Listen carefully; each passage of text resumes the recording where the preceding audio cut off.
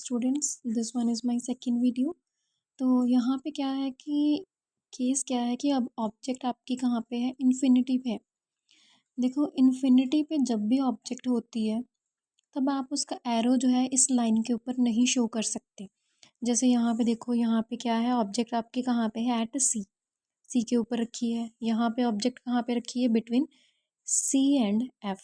ठीक है, लेकिन जब भी लिखा है कि ऑब्जेक्ट आपके कहाँ पे है, इन्फिनिटी पे, तब आप क्या करोगे, आप जो है इस एरो को, मतलब जो ऑब्जेक्ट का एरो है वो इस प्रिंसिपल एक्सिस पे नहीं शो कर सकते। ठीक है, अब देखो ऑब्जेक्ट इन्फिनिटी पे मतलब इतनी ज़्यादा दूर है, तो क्या वो आपके मिरर के सामने आप रख पाओगे कि कहाँ पे है। इन्फिनिटी मतलब समझो सन है, सन के बारे में हमको नहीं पता। ठीक है, लेकिन सन से तो रेज आ रही हैं, क्या हम सन को पकड़ के मिरर के पास में रख सकते हैं? Not possible. In the same sense हमारे पास में क्या है, ऑब्जेक्ट है जो इन्फिनिटी पे है, समझो सन के पास में है। ठीक है, तो ऑफ कोर्स उसको जो है हम मिरर के सामने नहीं लेके आ सकते सन को। इन द सेम सेंस हम जो है ऑब्जेक्ट को प्रिंसिपल एक्सिस के ऊपर नहीं शो कर सकते। हम ये बताएंगे कि हमारे पास में जो ऑब्जेक्ट है उसमें से क्या आ रही है, सीधा रेज आ रही हैं, लाइक दिस। जैसे हमारे पास में सन है, सन से हमारे पास में क्या आ रही है, सिर्फ रेज आ रही है। इन द सेम सेंस जब भी ऑब्जेक्ट का जो ये वाला केस है जिसमें ऑब्जेक्ट इन्फिनिटी पे है, हम लोग क्या करेंगे, सिर्फ जो है दो रेज लेंगे। आपको पता ही है कि हाँ भाई, जब भी हमने जो है इमेज बनानी है तो एटलीस्ट कितनी रेज लेनी है, एटलीस्ट 2 रेज लेनी है। ठीक है, तो क्या हुआ, हमने जो है दोनों रेज, दिस वन, समझो this one is the first ray, this one is the second ray. ठीक है, ये दोनों rays, this one first ray parallel to the principal axis and second ray is also parallel to the principal axis. सिर्फ ये वाला ही ऐसा case होता है जिसमें ऑब्जेक्ट जो है हमने प्रिंसिपल एक्सिस के ऊपर नहीं शो करनी होती।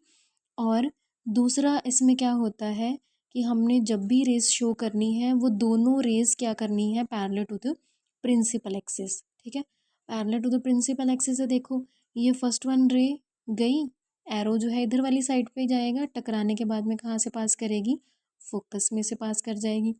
दूसरी रे देखो क्या आ गई, दूसरी रे गई, टकराने के बाद में वो भी पैरेलल है तो ऑफ कोर्स वो कहाँ से पास करेगी, फोकस में से पास करेगी।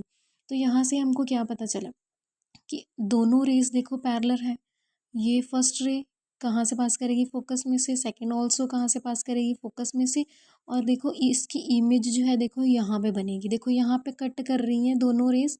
टकराने के बाद में, मिरर से टकराने के बाद में जहाँ पे भी आपकी रेस कट करेंगी, आपस में मीट करेंगी, वहाँ पे क्या बनेगी, इमेज बनेगी। ठीक है, तो यहाँ पे क्या हुआ कि ये दोनों रेस, दिस वन गई, टकराने के बाद में यहाँ पे मीट कर रही हैं, इसका मतलब यहाँ पे क्या बनेगी, एक इमेज बनेगी। इमेज कहाँ पे बनेगी, एट द फोकस। और देखो इमेज जो है एक पॉइंट की तरह बन रही है। ठीक है, तो मैंने आपको बताया था ना, जब मैग्नीफाइंग ग्लास यूज़ करते हैं तो सन से रेज आती हैं। तो जब आपने बर्न करना होता है पेपर को, जो पॉलीथीन को, तो जो वो जो मतलब बर्न करने वाला पॉइंट होता है वो ऐसे इतना सा पॉइंट होता है, उसी में से जो है आपके मतलब सन की रेज जो है बिखर के आती हैं और मैग्नीफाइंग ग्लास में से एक पॉइंट सा नज़र आता है, तो वहाँ से ही वो बर्न करना स्टार्ट करता है पेपर में से।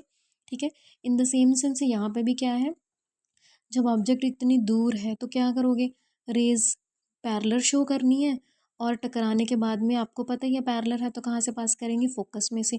अब टकराने के बाद में ये फोकस पे मीट कर गई तो इसका मतलब फोकस पे क्या बनेगी, इसकी इमेज बनेगी। ठीक है, इमेज बन गई यहाँ पे फोकस में, तो ऑफ कोर्स इसका साइज़ देखो कितना है, एक पॉइंट की तरह साइज़ है। और कौन सी इमेज बनेगी, देखो खुद से मीट कर गया तो कौन सी इमेज बनेगी, यहाँ पे भी रियल इमेज बनेगी।